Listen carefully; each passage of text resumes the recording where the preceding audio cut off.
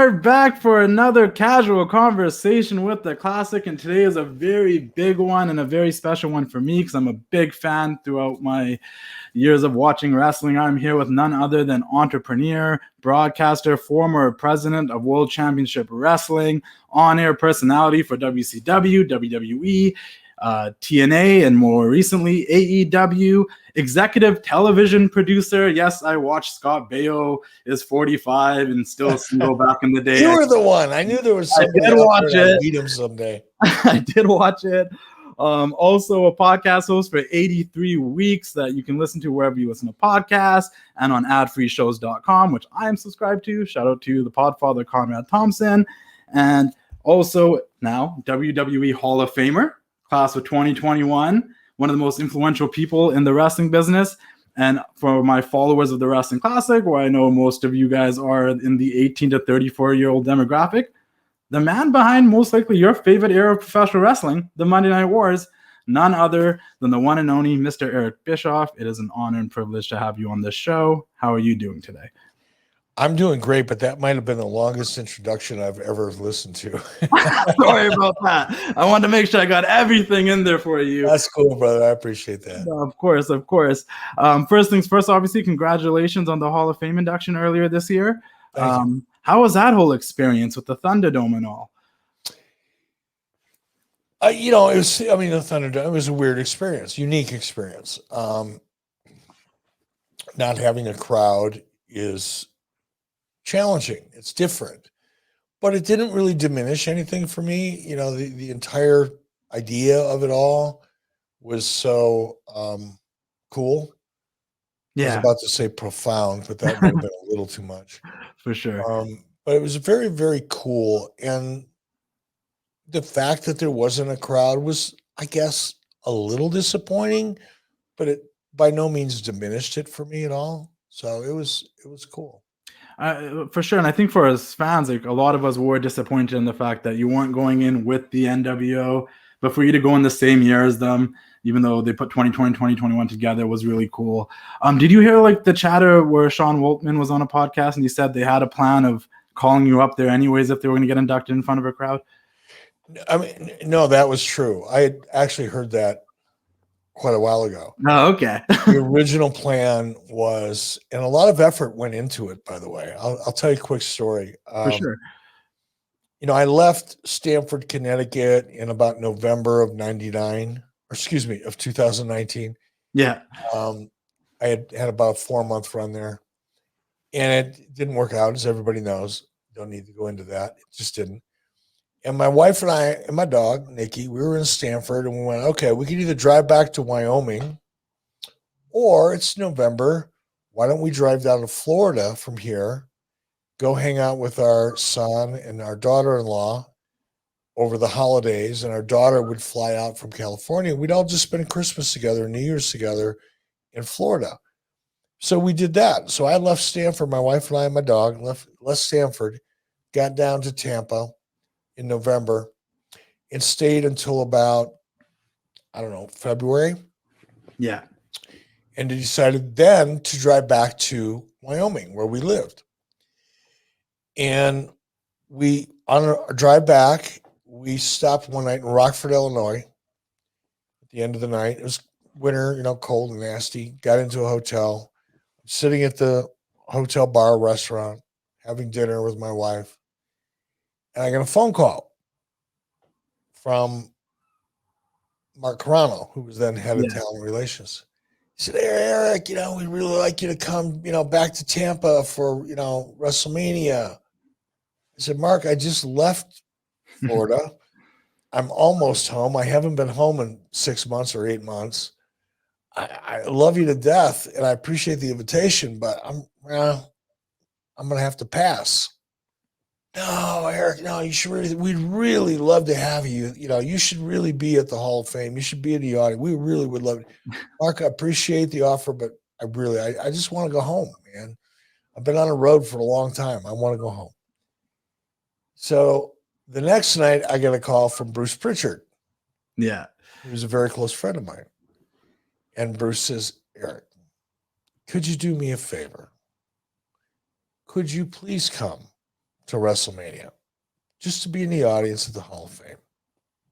Now, when Bruce asked me for a favor, I'm gonna do it. Yeah. If it's at all possible.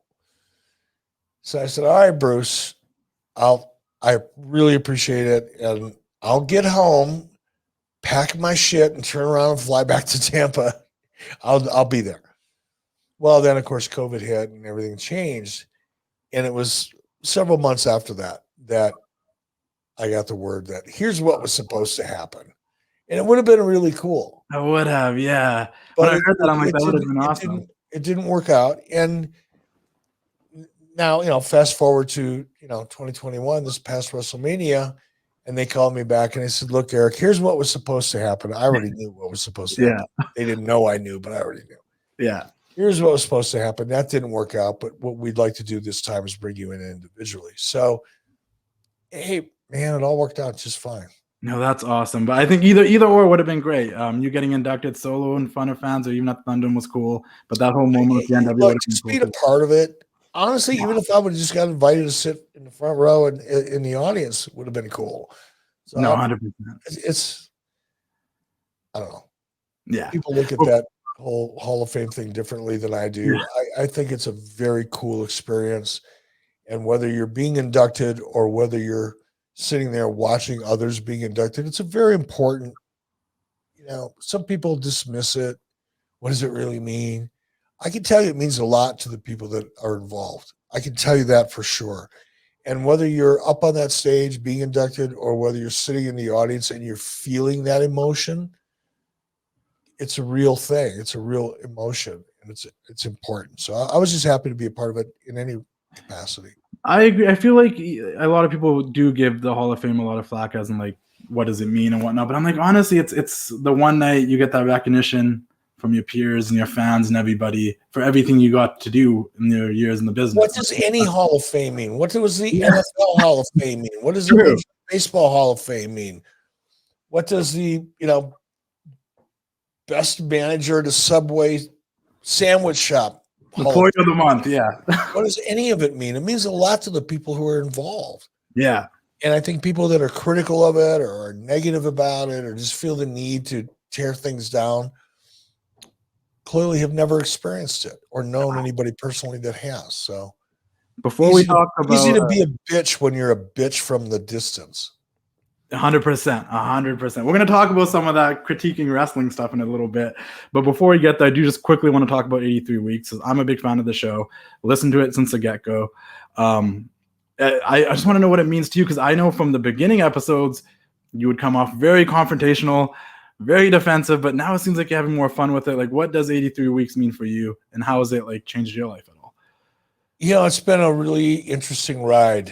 3 years ago or whatever it was, three plus years ago when we started, it was a bit of a challenge for me. And part of it was because I mistakenly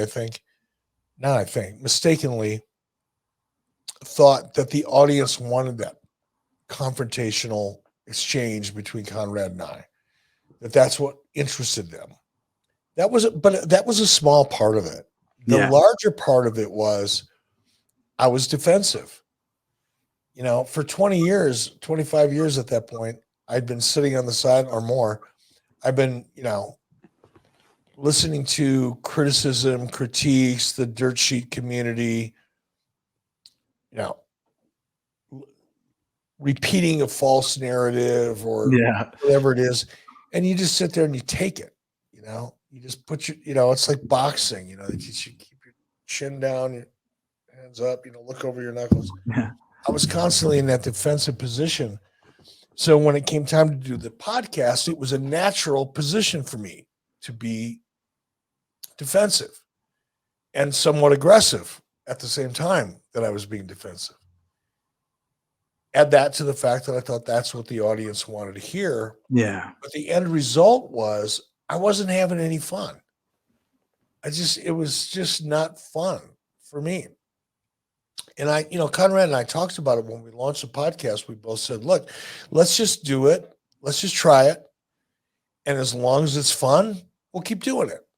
The minute it's no longer fun, we won't. It's really simple. Our lives aren't going to depend on it. It's either fun or it's not. And I've always said this. I've said this to my kids from as long as I can remember.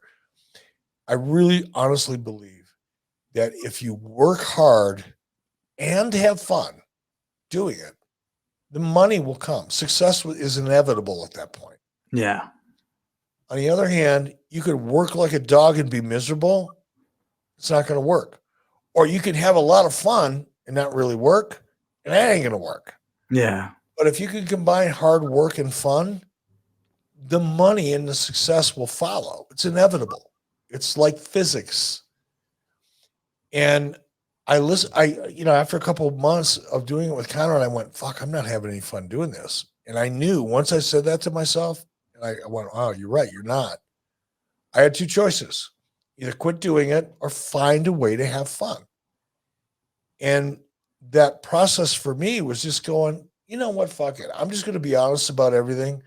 I'm not going to take the criticism personally. I'm going to have fun with it.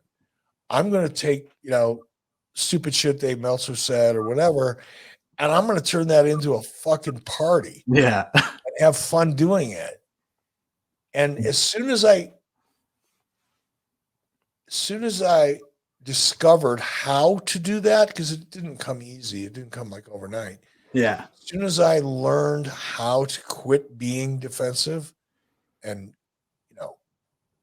being aggressive, all of a sudden I started having fun. Yeah. And all of a sudden we became one of the most financially successful podcasts in the wrestling genre. No, there are other people who get more downloads, but there's not many people who make more money than we do. There you go. And honestly, I enjoy it the most because you go, like, I know Conrad all the time, we're not going to go into the weeds, but you go into the weeds and you give us information that we don't get from the other podcasts. And I always enjoy that because it's like we get to learn a little bit about the television business and we get to learn a little bit about that and some stuff we might touch on today. But I think you have a point there because there was a really odd stigma for a lot of years where people would read something online, just jump to the conclusion that Eric Bischoff killed WCW or it was Vince Russo's fault, when it was like a plethora of different things, which if people want to hear these things, go listen to 83 Weeks, early episodes in the archives or all that stuff. But I feel like there was a reason why you came on the defensive in the first place, because there was stuff like that was floating around on the internet for years.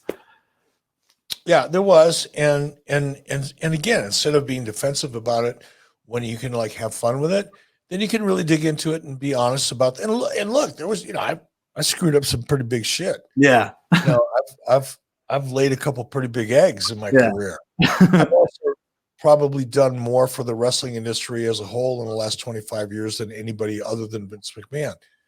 And I think there's a lot of the reasons that wrestling is what it is today in terms of being successful as an entertainment property is a result of some of the things that I created back when we launched Nitro. It changed the wrestling business. The NWO changed the wrestling business, targeting 18 to 49-year-old men for the first time in the history of professional wrestling, instead of targeting, well, maybe that's not true.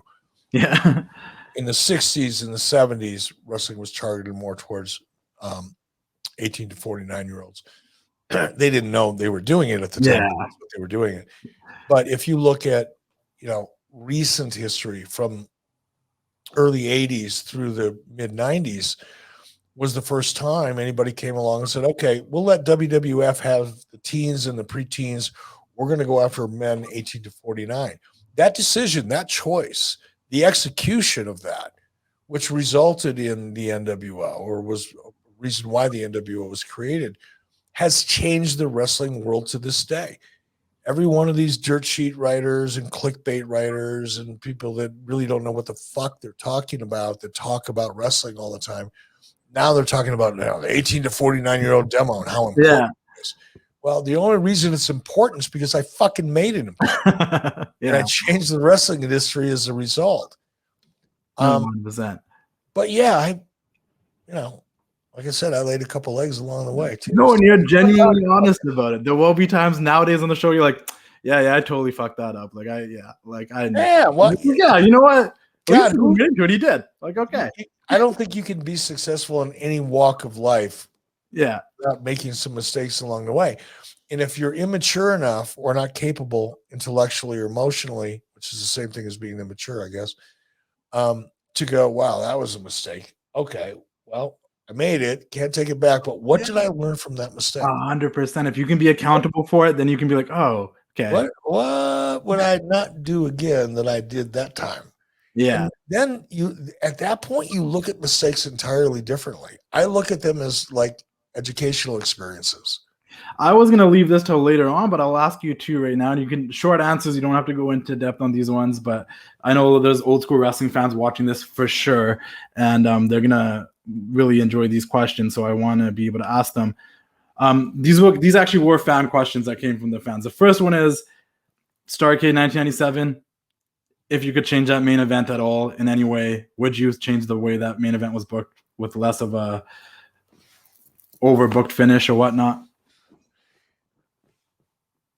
I understand the question. It is a good question and a fair question, but you have to look at the context. Is there anything I would have changed? Yeah. I would have made sure Sting was more prepared. I would have made sure that there wasn't an issue regarding whether or not he was really in the game that night or not. Yeah. Sure. If I could go back in time and change some shit, there's a lot of things I would have changed. No, 100%. Yeah. Starrcade 97. But would I make the same decision today that I made in 97, given the same circumstances? I probably would. Fair answer. Fair enough. I know a lot of this is hindsight being 2020 and looking back, so it's like kind of fantasy. No, I get it. It's cool. Yeah. And there's one last one, and this one is only because I'm from Canada and I just have to ask, but I'm so sorry about that. I'm so sorry, bro. If his head was in the right place, would you have done something different with Bret Hart? That's a harder one. Yeah. But the same thing is true. A lot of circumstances there. I take a lot of responsibility. Yeah. For what went wrong. I don't take 100% of it. Bret would like me to take 100% of it. Bret gives me 100% of it whenever he has a microphone in front of him or a camera in front of him. Mm-hmm. But I am responsible for a large percentage of what didn't happen correctly. Yeah. But I'm not 100% responsible. Some of that lies within Bret. And I think that's fair. And I think sometimes the stuff you say that he might have been going through or where his head was at, I think that would be true just considering everything that happened to him prior and while he was there. So that's when, like, I get it. Like, maybe his head wasn't fully in it at that point, and he wasn't the Bret that we look as a talent. Forget about Bret's particular, because I mean Bret did have. I mean, he was, my opinion, dramatically impacted in a negative way by the Montreal screw drop. That fucked his head up big time. Which you think it would, for sure. But more than most. Yeah. Bret really viewed himself, really believed he was a Canadian hero of sorts. He really believed that. Yeah. And whether he was or he wasn't, I'm not going to argue that. Maybe he is. I'll say he was from our perspective, but yeah. Okay. And then it's fair for Bret to feel that way. I don't relate to it, but I'm not from Canada. There you go. I'm not a Canadian wrestling fan, and I wasn't then. But there's a point where you either let it eat you alive or affect you adversely, or you use it as motivation. Yeah. Bret kind of got stuck in it. And then right on the heels of that, Owen. Yeah. And I understand. I mean, I've never lived through that, so I can't say I understand it. I empathize with it. I can try to put myself in Bret's shoes as best I can at that time and understand it as best I can. Can't say I've never lived it, but I can try. Yeah. But at some point, you got to come out of it, and take some responsibility. Bret had my ear. Bret had as much influence over me as anybody at that time. Bret could have, should have. If we go back to some of the narrative about me at the time, it's like, oh man, whoever gets into his ear last, that's what he goes with. Well, you hear that about a lot of people, by the way. I've heard the same thing about Vince McMahon. Yeah. I hear the same thing about a lot of people that are so actively in the business. That's a common kind of comment from people that don't get what they want. Yeah. Oh, fuck. We agreed to something and then somebody else talked to him and he went with that. 90% of the time it's bullshit. Yeah. But Bret had the opportunity.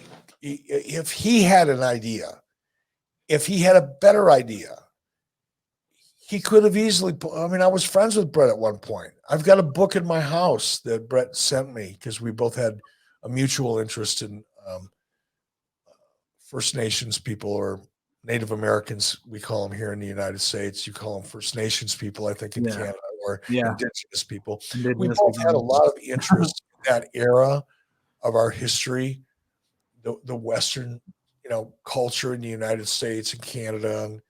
And Bret sent me a really amazing book, and he wrote something very special in it to me, and I still have it. And he sent me an antique collectible rifle. Oh, wow. That meant a lot to me, because he knew I collected old antique, firearms. Yeah. And we had that relationship. I was about to say, I don't think people knew you guys had that relationship. Bret could have not taken advantage of it. It wouldn't have been taking advantage of it. It just would have been a normal course of business to say, hey, Eric, I got an idea. It's not like I didn't want to talk to Bret, or I didn't like Bret, or I didn't respect Bret. It's just, when you've got 100 things happening all at the same time, and they're happening very, very quickly, sometimes if you feel passionate about something, you got to kind of make the effort, take the time to stop the clock and say, hey, wait, what if we do this instead? Never got that from Bret. Never got any real participation from Bret. Once in a while, he'd come up with an idea or throw in an idea to somebody else's idea, but never, hey, this isn't what we should be doing. I've got a better idea. What about this? That's a constructive, collaborative way to approach creative. Bret didn't do that. Yeah. That's not on me. That's on Bret. And yes, the circumstances probably had a lot to do with it, but it is what it is, folks. Yeah. It is what it is. There's no going back. Be a man and admit it and move on. Yeah. No, fair enough. That's a fair answer, and I can totally understand that perspective. And hell of a way to talk about a Canadian hero, isn't it? Yeah, I know. I mean, there's a ton of American heroes. There's a ton of Canadian heroes. Everyone's got their opinions on them. I want to move more into modern era now. You recently been appearing on AEW a few times, which is always cool to see you pop up on there. But I'm just curious, how does the entire thing for you, wrestling on TNT, going back there, seeing Tony Schiavone, The Big Show, all these people knew from WCW during that period, even people on the production team that also worked in WCW. How was that for you, going back and seeing all of that and old friends? I know it would seem to people who are, fans or audience, that would be like a really big deal to me. Yeah. And don't take this wrong, because I know people are going to hear this and they'll quote it and they'll misquote it and they'll take it out of context. That's just the way the world works. Trust me, I know people have taken stuff from my interviews and misquoted it. It's no big deal to me. Okay. And the reason it's no big deal is because it feels very familiar. It feels like I'm going home. I'm not walking into a brand new house that I've never been in before. Yeah. I'm walking into a house, at least it feels like a house that I've lived in for 25 years. Yeah. And I'm seeing some of the same people, like you would see the same furniture you grew up with. Yeah. And there's so much that feels so natural to it that it doesn't make me feel like, oh my gosh, isn't this amazing? It's not. It's more like, oh my gosh, isn't this really comfortable? Yeah. No, fair enough. Let me ask you this question then, because just last night we had Andrade make his debut for AEW on Dynamite, and there's always the chatter on the internet. It happened with Impact as well in their high years of, this company is just signing all the WWE rejects, quote unquote. I'm not saying that. That's the internet saying that, or cast-offs or whatever. Where from my perspective, I always thought like, if the person is valuable enough and can enhance your show, why wouldn't you? Because they're still going to need to work and do something. Just because they left the WWE doesn't mean they don't want to work anywhere. And obviously, AEW shouldn't and can't sign everybody. But what's your take on that? Have you told them that lately? No, I mean, no, but I just assume like you can, I'm guessing. But the way that WWE is dropping talent, it's almost hard to like not. Yeah, I mean, it's a really unique position. About it. It's a unique position. And I don't envy Tony Khan right now. Yeah. In a way, it's like awesome because you've got, are you kidding me? Andrade's going to be available. Wait a minute. Mark Henry is Big Show is willing to be an announcer. Sting is willing to come back and get into the ring again. It's hard not to take advantage of those opportunities because each and every one of those talents have something to offer, and they can make your roster a healthier, bigger, more marketable roster. But at the same time, you've got this potential conflict because one of the things that, at least my impression that AEW established early on is we're not going to take any WWE rejects. We're going to build our own talent. We've got these young, lions coming up and, kind of taking the best of the best of the best from the independent scene and creating new stars. Well, that seems to have taken less of a priority.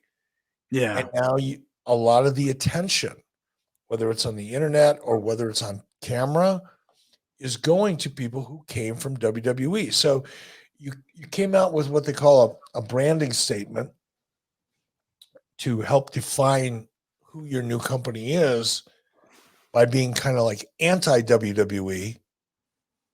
And now you're kind of becoming WWE. Yeah. That becomes a conflict. So on the one hand, you've got this great opportunity to grow your audience and bring in people who have, let's be honest, an average of about 800,000 people a week watch AEW. Yeah. An average of about 5 million people a week watch WWE. It is what it is, folks. You may fucking hate it and not want to recognize it, but you could take a mid-card WWE star and bring them into AEW, and that mid-card AEW or WWE star will have had more equity in front of the audience than a top AEW star. It's just math, guys. You can hate my guts if you want. You can get all pissed off about it.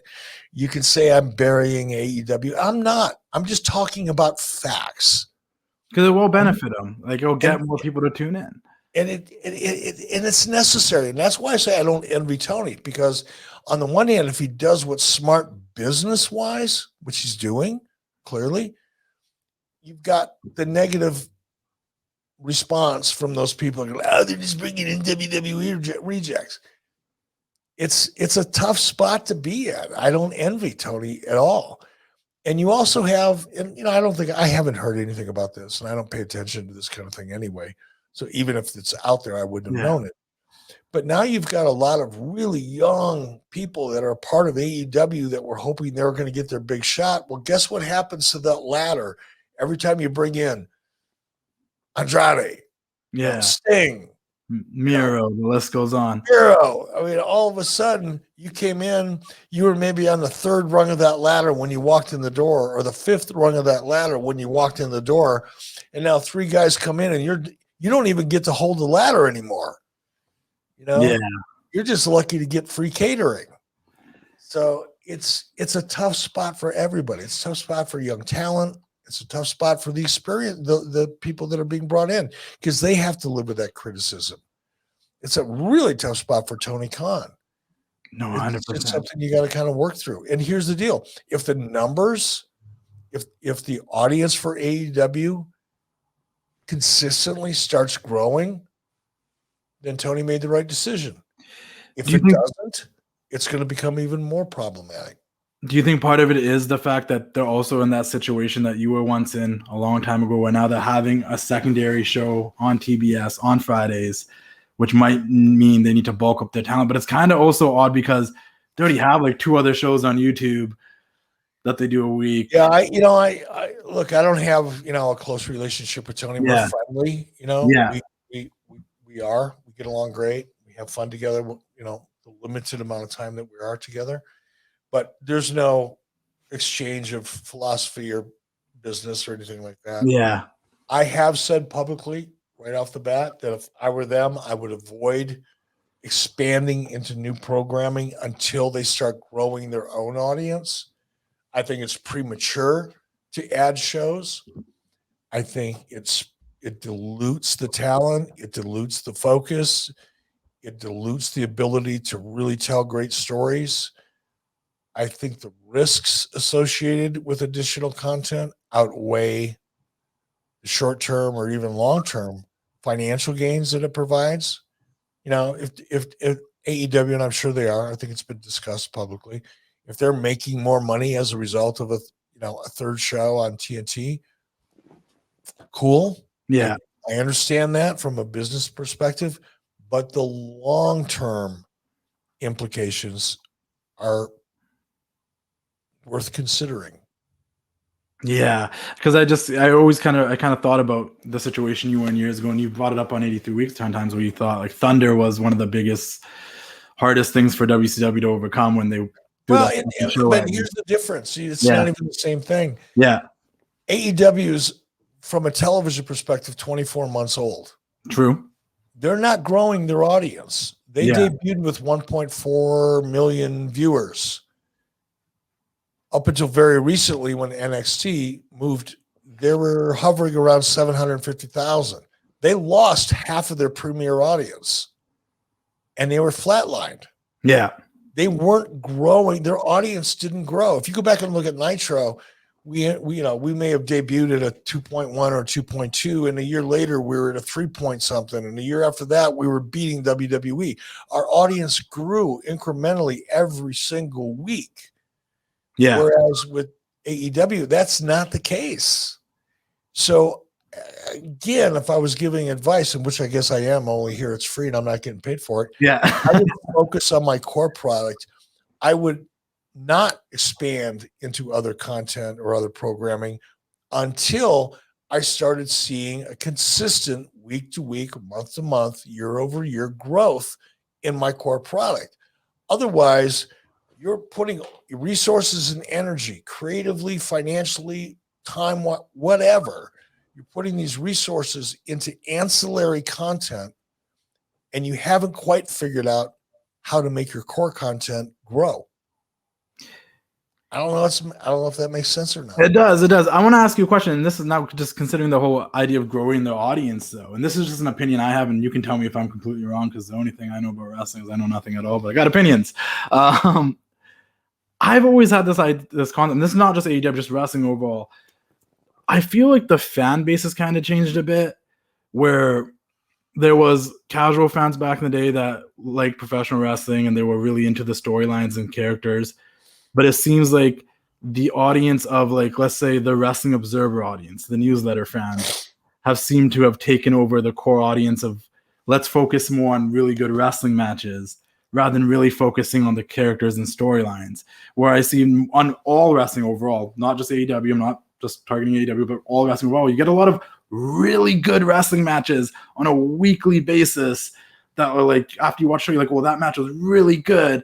But maybe 2 weeks down the road, you don't remember it no more because there's too many really good wrestling matches on a weekly basis, but not a whole ton of character and storyline development. I'm not saying there isn't any at all. Obviously, there are characters out there like The Fiend and Roman Reigns and what Kenny Omega is doing. But on an overall basis, like, it seems like mostly on the undercard, there's a lot of really good wrestling matches, but not a lot of character storyline stuff going on that you can really keep up with clearly and concisely, that it's hard to keep fans to stay and keep coming back. Does that make sense? No, it makes perfect sense. And I think that's going back to what we were talking about.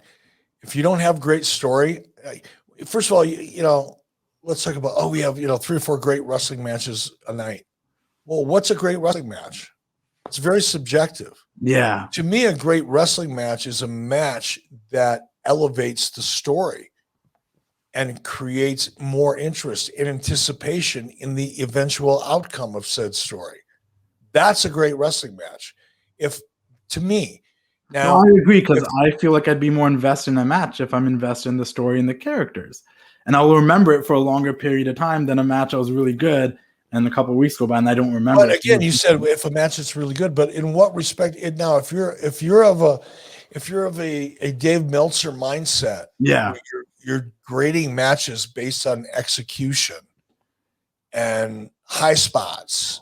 And I don't hate Dave Meltzer. I've met him. He's a very nice guy, but I hate the people that take his word for gospel. That's just well, there's no reason to hate anybody. Dave Yeah. has a point of view, and he's very, he's good at what he did. He made it work.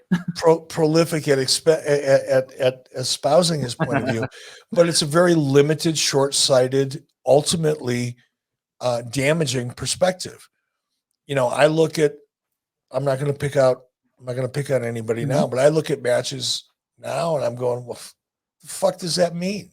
It's ridiculous. Yeah. I see things on TV now and I'm not a purist. I'm not, I'm old, but I'm not old school. Yeah. I love athleticism, but if you can't make what you're doing look believable to me, I don't give a fuck. Yeah. I could care less if you can do 4 360-degree, moonsaults coming off the fucking top rope. And if it doesn't mean anything to the story, I don't care. I'll go watch goddamn figure skating if I want to see super athletic shit or gymnastics. Yeah. I want to watch wrestling. I want to see something that reflects a story, some psychology, some believability. And the 90%, not 90, that's exaggerating. 60% of what I see watching what I watch is a fucking joke. Yes, you're athletic, great.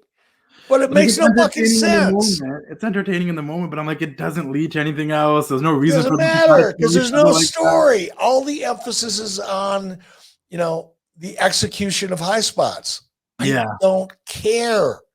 And by the way, neither does the audience because they're not watching like they used to watch because they don't care.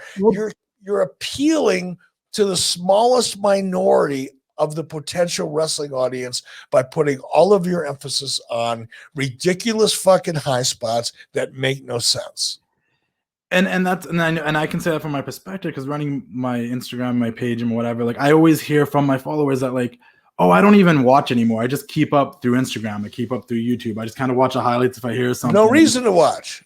And that's the thing. Compelling. Like, then does that conflict? Do ratings matter? Because everyone has so many different ways to stream and watch now. Or, that's bullshit. That's an excuse. That's an excuse. Would they watch if it was just good?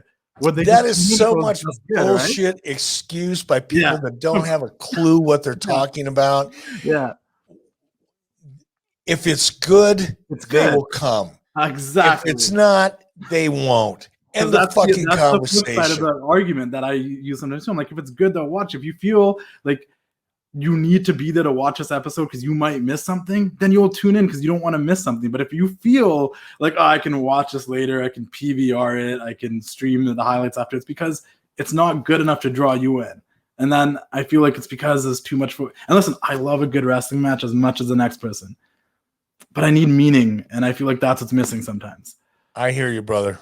And that was I just wanted your take on that because I'm like, you're at least someone that's been in the business and achieved a lot, and I just want to make sure I wasn't delusional and alone in that. But yeah, it's a weird concept. Obviously, you had some time with TNA, and sometimes AEW gets compared to WCW and TNA. What is it that you think that AEW has to do different to make sure that they don't end up in a position like TNA? Because they are doing some things that are somewhat similar, I guess, with bringing in WWE talent and the tunnel entrances and somewhat, they got their homegrown talent too. In some people. I'm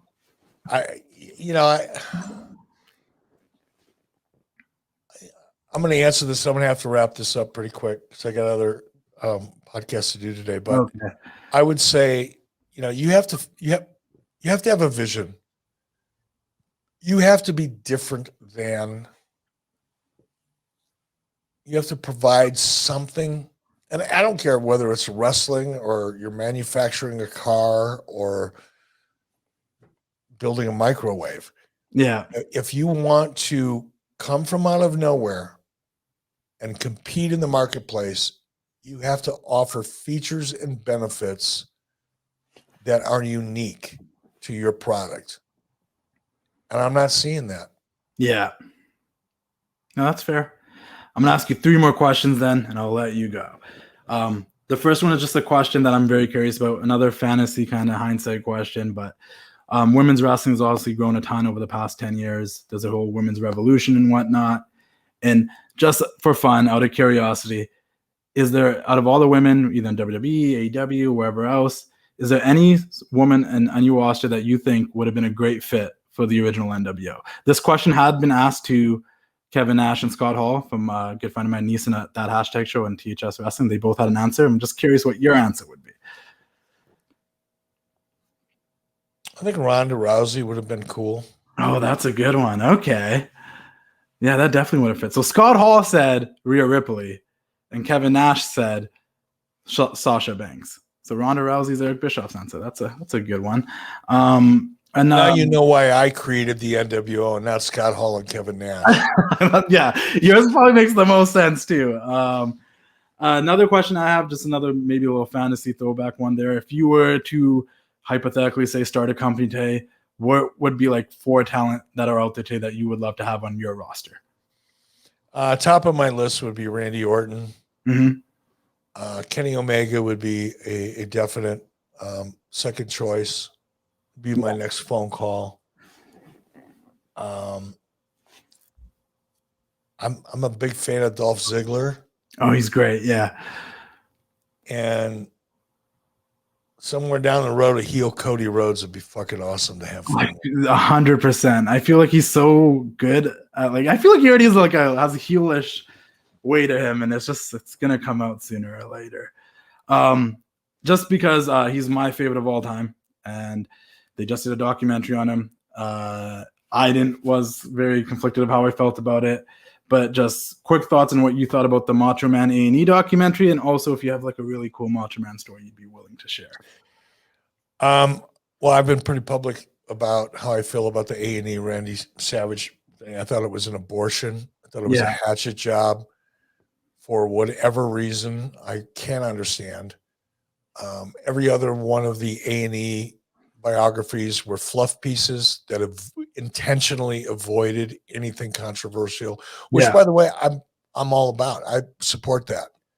When you're doing a biography on someone, I just don't feel the need to, especially if they're no longer around, to defend themselves. That's chicken shit, in my opinion. That's like 100%. Gutless chicken shit. And I really get animated about that, if you can't tell. Yeah. So I thought I was embarrassed that I was a part of it. I'll never, ever, not only will I not participate in anything that the people that put that together, and it wasn't WWE, it was another company. Not that I'll be asked anyway, but if I were to be asked, I'd laugh at them. But I will intentionally, I know who the producers were and the directors were. I will intentionally avoid anything that they ever produce in the future. That's how I feel about it. Fair enough. There you go. What would, from your perspective, like who was Randy Savage to you? I had Steve Cardillo on my last episode of this, and he watched the documentary as well, wasn't a big fan of it, and wanted to clear the air of like who Randy Savage was to him, to be like, that's who he really was. That didn't portray him that way. I don't really have I don't have a great Randy Savage story because I didn't travel with Randy. I didn't spend a lot of one-on-one time with Randy. Yeah. We were pretty good friends. We were, peers, and we worked together. I guess I was his boss to a degree. Yeah. But what told me the most about who Randy Savage was, I was backstage one day, and my son Garrett was backstage with me. And I was off doing something else, and I came into my office, and Randy was sitting there with my son. And I walked into my office, and neither one of them saw me. And I walked in, and I watched Randy interacting with my son, and interacted with him in a way that would give any young kid confidence. and make themselves feel. He spent real time with the kid. Yeah. He made him feel important. And to me, that says more about an individual than anything else they do in the ring or even outside of the ring that, you know, people write about and talk about. He was being a real person, and he was treating a young kid with a lot of respect that gave that young kid a lot of confidence. That's who Randy Savage was in my book. That's awesome. Well, thank you for joining me on this casual conversation episode. I really appreciate your time. I know we got to wrap this up. I'm out of here, brother. I got to go. All right. That's okay. I appreciate your time. All right, man. Thank you. Have a good one. No, thank you. See ya. See ya. It's time to say goodnight. We sincerely appreciate your patronage and hope we've succeeded in bringing you an enjoyable evening of entertainment. Please drive home carefully and come back again soon. Good night.